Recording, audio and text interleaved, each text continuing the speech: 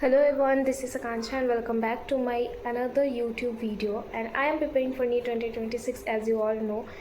So अभी देखो अभी बहुत कम टाइम बाकी है, लाइक 56 डेज़ बाकी मैं अगर ओवरऑल ऐसे अप्रॉक्स लेकर के चलूँ तो मैं 50 डेज़ मानती हूँ, क्योंकि मई का तो 2-3 दिन मैं काउंट भी नहीं करती क्योंकि वो तो यूँ जाना है।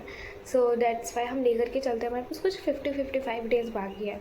और अभी का जो रिदम चल रहा है मैक्सिमम बच्चों का सबका ऐसे फॉल हो रहा है मार्क्स एंड देखो इसका एक रीज़न तो ये है कि हमने कभी मॉक टेस्ट दिया नहीं है पूरे ईयर में, ये हमारी स्टार्ट है। तो अगर हम इतना कर रहे हैं तो आई थिंक कि होना ही है लास्ट। एंड ऐसा नहीं है कि मैं इतना मोटिवेटेड हूँ कि आई नो कि ये तो पहला था दूसरा था इसलिए मेरे 300 350 आए, बाकी अब तो मैं अच्छा ही कर लूँगी। आई क्राइड अ लॉट, मतलब जेन्युइनली मुझे इतना अंदर से बुरा लगता है जब मेरे मार्क्स नहीं आते हैं। जब मैंने 10 महीने इतने प्रॉपर वे में सर्वाइव करा, गिव अप नहीं करा, एक एक चैप्टर्स को कंसेप्चुअली समझा है, उसके बाद फिर मेरा नहीं बन रहा है, मेरा मार्क्स नहीं आ रहा है, इतने नेगेटिव मार्किंग जा रहे हैं। तो इसका मतलब ये नहीं है ना कि आपका इस टाइम पे आप ये चीज़ सोच लो कि अब तो ख़त्म, अब तो जो भी है बिल्कुल नहीं है। 50 डेज़ 60 डेज़ इनफ होते हैं। और अभी करना ही क्या, देखो आप पहले पढ़ रहे थे, सिलेबस कंप्लीट कर रहे थे, 6-6 घंटे की क्लासेस ले रहे थे, रिवीजन का टाइम नहीं मिल रहा था। अब तो आपको कुछ नहीं करना है, बस रिवीजन करना है। तो आपको 2-3 टाइम से ज़्यादा आप दे रहे हो ना उस चीज़ में, पोर्शन में ले करके चलो कि आप 12 घंटे भी पढ़ रहे हो। तो उस 12 घंटे में क्या करोगे, आप अपना मेजर पोर्शन उठाओ ना बायोलॉजी का। लाइक मैं अपना बताती हूँ, मैं ऐसा क्यों बोल रही हूँ, मैं मोटिवेट नहीं कर रही हूँ, मैं बस खुद को ऐसे बता रही हूँ कि ऐसा भी हो सकता है, ऐसे भी चीज़ें हो सकती है अभी भी। एंड बहुत कुछ बाकी है। आई नो कि आप लोग को बहुत चीज़ें पता है कि हाँ ऐसा करना है, मुझे ऐसा करना है, मुझे ऐसा करना है मुझे, लेकिन इम्प्लीमेंट नहीं हो रहा है वो चीज़। तो देखो मैंने प्रॉपर सोचा है कि मैं कल से ऐसे ही रोज़ आकर के मैं बताऊँगी और मैं अपना टास्क भी आप लोगों के साथ शेयर करूँगी कि मैं कर क्या रही हूँ। तो मेरा रिवीजन प्रॉपर स्टार्ट हो गया है एंड मैंने 11th का बायो अपना रिवाइज़ कर लिया है। बट फिर भी मैं अपना 11th का बायो वापस से रिवाइज़ करूँगी आप लोग के साथ। और उसमें मैं करूँगी क्या कि मैं per day 4 to 5 chapters revise करने का टारगेट लूँगी, जिसमें कि 3 चैप्टर्स मेरे बायो के होंगे। मैंने पहले सोचा था कि मैं एक यूनिट रिवाइज़ करूँगी, बट ऐसा नहीं, ह्यूमन फिजियोलॉजी में बहुत सारे चैप्टर्स है तो मैं चैप्टर्स वाइज ही लेकर के चलती हूँ। तो 3 चैप्टर मैं लेकर के चल रही हूँ कि मेरा बायो में रिवाइज़ होगा। फिजिक्स का एक चैप्टर मैं रोज़ करूँगी और केमिस्ट्री का एक चैप्टर मैं रोज़ करूँगी। अब उन सब का वे कैसे होगा कि कैसे पॉसिबल है, कैसे कर सकते हैं। अभी तो सिलेबस कंप्लीट किया, बहुत टाइम हो गया भरे हुए, एक दिन में 3-4-5 चैप्टर कैसे। बट अगर मेरी मानो तो बहुत ईजी है। अगर मतलब मैं कैसे कर रही हूँ बायो मैं बताती हूँ। मेरा जो बायो का एक चैप्टर है, मुझे उसको करने में मे बी 1 घंटे या फिर 1.5 घंटे मैक्सिमम लगते हैं विथ एनसीईआरटी रीडिंग के साथ। तो मैं उसको करती कैसे हूँ, तुमने मैम का एक चैनल देखा होगा बायोलॉजी एट ईज़। उन्होंने क्या किया है कि वो शॉर्ट्स वाइज जो है सारा चैप्टर कंप्लीट करा देती है। लाइक उनका तुम शॉर्ट स्क्रॉल करते जाओ एंड 2-2 मिनट के अंदर वो सारे टॉपिक्स एक्सप्लेन कर देती है। तो जैसे कि मैंने अभी कल लोकोमोशन मूवमेंट का, ऐसे समझो मैं एग्जांपल ले रही हूँ, मैंने रिवाइज़ करा तो उसके लिए मैंने उनका ऐसे मैं प्लेलिस्ट में गई, उसमें था कि लोकोमोशन मूवमेंट का ऐसा कुछ 14-15 शॉर्ट से इसमें पूरे चैप्टर खत्म है और टॉपिक वाइज एक्सप्लेन है। अपना एनसीईआरटी सामने खोलो, देखो पहला टॉपिक समरी है या फिर मतलब ओवरव्यू है, फिर इंट्रोडक्शन जो भी है उसका उनका पहला शॉर्ट्स देखो, वो तुरंत कुछ सेकंड्स एंड कुछ मिनट्स के अंदर वो तुमको वो चीज़ एक्सप्लेन कर देंगे।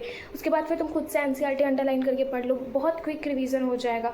और फिर उसके बाद क्या होगा तुम्हारा, तो आई नो कि देखो एनसीईआरटी रीडिंग लोग कहते हैं करना करना करना, बट ऐसा नहीं है।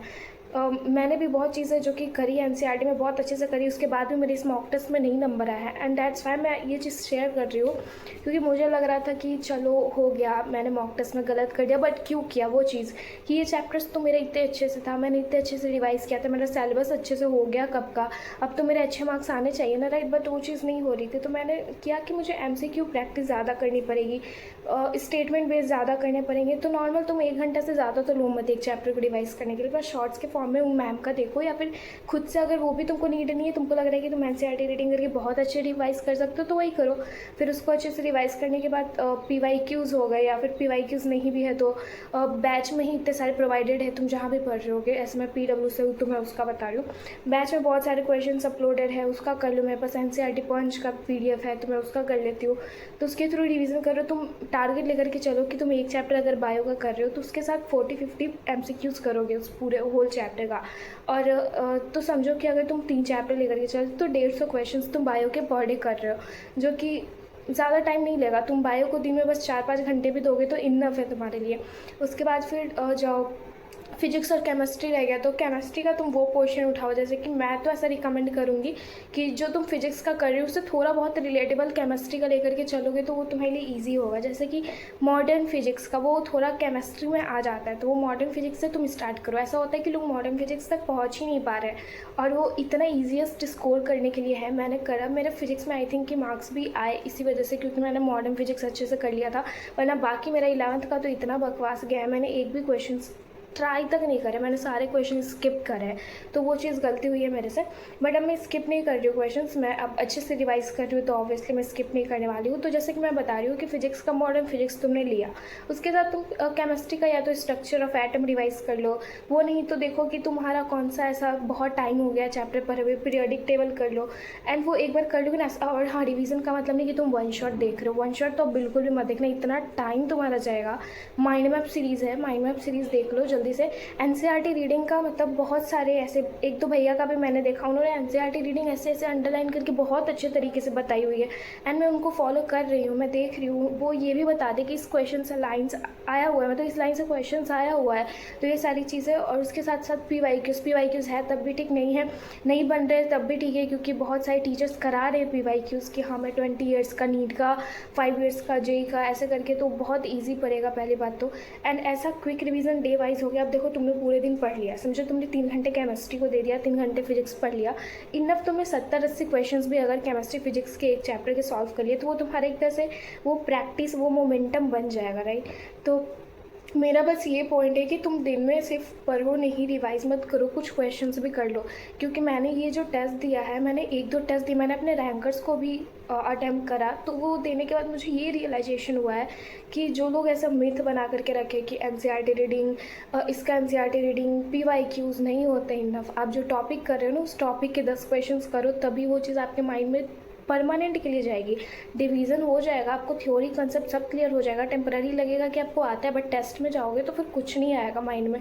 ऐसा हो जाएगा कि मुझे याद क्यों नहीं, वही आप उसके साथ 10 क्वेश्चंस लगा लो ना, बहुत इजी होगा एंड बहुत हेल्पफुल भी होगा। तो मेरा वीडियो बनाने का पर्पस बस ये है कि जो मेरे साथ हैं, मेरा जैसा नंबर स्कोर कर रहे हैं, मैं थोड़ा डिमोटिवेट हुई थी उस समय, मुझे रोना भी आया था, बट एटलीस्ट पॉइंट ये है कि आप समझो कि आप अपना प्रॉब्लम समझ पा रहे हो या नहीं, आपकी गलती कहाँ हो रही है। तो आप ऐसे ही 4-5 चैप्टर्स, तो मैं कल से अपडेट दूंगी। जैसे कि आज का मेरा गोल था कि मैं प्लांट फिजियोलॉजी को करूँगी, जिसका कि 3 चैप्टर, एंड वो 3 चैप्टर रिवाइज करने के बाद मेरा फिजिक्स का आज क्या बोलती हूँ मैं, सेमी कंडक्टर का चैप्टर एंड फिर केमिस्ट्री में केमिकल बॉन्डिंग कर रही हूँ।